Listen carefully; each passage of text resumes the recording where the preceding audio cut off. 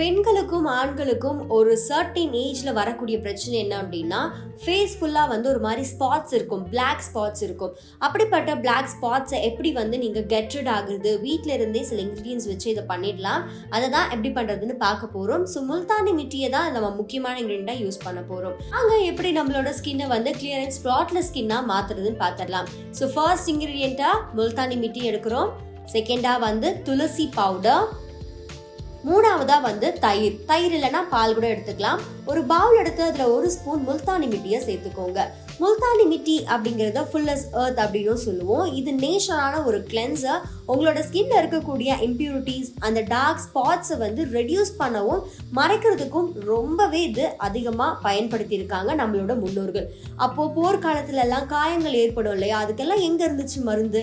இந்த முல்தானி மிட்டியை தான் தண்ணியில கரைச்சு அவங்க அந்த காயங்களுக்கு போட்டுட்டு வந்திருக்காங்க. அப்படிப்பட்ட காயங்களே அது ஈஸியா ஆத்தி இருக்குன்னா நம்மளோட அந்த சின்ன சின்ன முகத்துல இருக்கக்கூடிய காயங்களையும் பிளாக் ஸ்பாட்ஸையும் இவ்வளோ ஈஸியா இது மறைச்சிடும். ஸோ செகண்டா நம்ம துளசி பவுடர் சேர்த்துக்க போறோம். இது ஆக்னி பிம்பிள்ஸ் கூட போராடி அது எல்லாத்தையுமே கம்மி பண்றதோட அதனால ஏற்பட்ட பிளாக் ஸ்பாட்ஸையும் இது கம்மி பண்ணிடும். அவங்களோட ஸ்கின்னை ரொம்ப ஹெல்த்தியாக வச்சுக்கும். ஸ்கின்னோட ஏஜிங் ப்ராசஸை ஸ்லோ டவுன் பண்ணும். ஹைப்பர் பிக்மெண்டேஷன் பிரச்சனை உங்களுக்கு இருந்தாலும் அதையும் அது பார்த்துக்கும். உங்களோட ஸ்கின்னை சூதன் பண்ணி ஏதாவது ஒரு பிரச்சனை, அரிப்பு இருக்கு, அலர்ஜி இருக்கு அப்படின்னா அது எல்லாத்துக்குமே ஒரு முற்றுப்புள்ளி வைக்கக்கூடியது தான் துளசி பவுடர். இப்போ கொஞ்சம் தயிர் சேர்த்துக்க போகிறோம். தயிர் இல்லைன்னா நான் சொன்ன மாதிரி பால் கூட சேர்த்துக்கோங்க. தயிர் உங்களோட ஸ்கின்னை டீப்பாக மாய்ஸ்சரைஸ் பண்ணுறதோட ஆக்னி பிம்பிள்ஸ் எல்லாத்தையுமே ப்ரிவென்ட் பண்ணி ஈஸியாக கம்மி பண்ணக்கூடியது. கண்ணை சுற்றி டார்க் சர்க்கிள்ஸ் இருக்குன்னு ஃபீல் பண்ணுறவங்க தயிரை வாரத்தில் 2-3 தடவை கண்ணை சுற்றி அப்ளை பண்ணிட்டு வாங்க. அது அப்படியே விட்டுறணும். நல்லா அது அப்சர்வ் ஆனதுக்கப்புறம் நீங்கள் அதை ரிமூவ் பண்ணால் போதும். ஸோ கண்ணை சுற்றி ஏற்படக்கூடிய ஒரு ட்ரைனஸ் கூட நமக்கு டார்க் சர்க்கிள்ஸ்க்கு ஒரு பெரிய பிரச்சனையாக இருக்குது. கர்ட் அந்த ட்ரைனஸை சீக்கிரமாகவே சரி பண்ணும். இப்போ 3 இன்க்ரீடியண்ட்டும் நல்லா மிக்ஸ் பண்ணிக்கோங்க.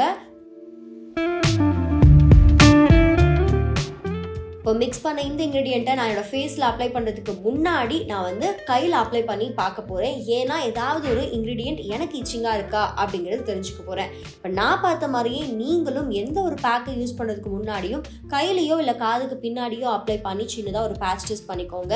அதனால மட்டும்தான் உங்களோட ஸ்கின்ல ஏற்படக்கூடிய ஒரு பெரிய பாதிப்புகளை உங்களால் குறைக்க முடியும்.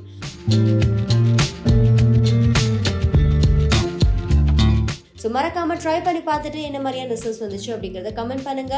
அதே மாதிரி உங்க ஃப்ரெண்ட்ஸுக்கும் இந்த மாதிரி பிளாக் ஸ்பாட்ஸ் பிரச்சனை இருக்கு அப்படின்னா அவங்களுக்கும் இந்த ஒரு ரெமிடியை சஜஸ்ட் பண்ணுங்க.